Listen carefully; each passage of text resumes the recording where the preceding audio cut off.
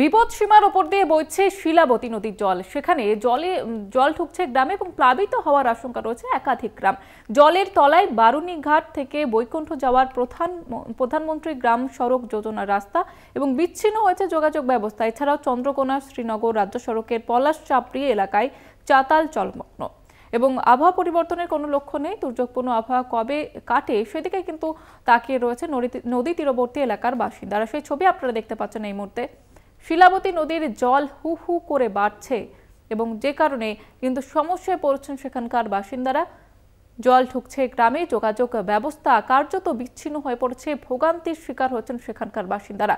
আপনারা দেখতে পাচ্ছেন প্রায় হাঁটু সমান জল সেই রাস্তায় পারাপার করছেন সেখানকার বাসিন্দারা। শিলাবতী নদীর জল বিপদ সীমার উপর দিয়ে বইছে এবং যে কারণে ভোগান্তির শিকার সেখানকার বাসিন্দারা। আমাদের সঙ্গে সরাসরি রয়েছে প্রতিনিধি মধুসূদন ভট্টাচার্য। মধুসূদন, এই মুহূর্তে কি পরিস্থিতি?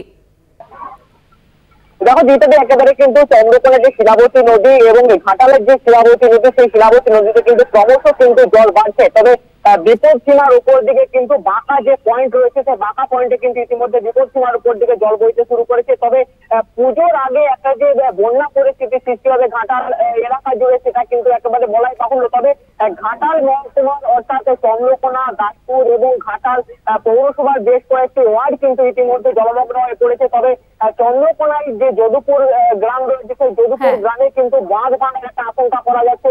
তবে এই বাঁধ যদি ক্রমশ ভেঙে যায় সেক্ষেত্রে কিন্তু কয়েকটা এলাকা প্লাবন হওয়ার একটা আশঙ্কা থেকেই যাচ্ছে। তবে পুজোর আগে এই যে একটা বন্যা পরিস্থিতির সাথে কিন্তু একটা সকালে চিন্তার ভারী লক্ষ্য করা যাচ্ছে সাধারণ মানুষের মধ্যে। ধন্যবাদ জানাবো মধুসূদন। আমাদের সঙ্গে ছিলেন প্রতিনিধি মধুসূদন ভট্টাচার্য। আপনারা দেখতে পাচ্ছেন ঘাটালের ছবি, সেখানে গ্রামে ঢুকছে জল এবং যে কারণে সমস্যায় পড়েছেন সেখানকার বাসিন্দারা।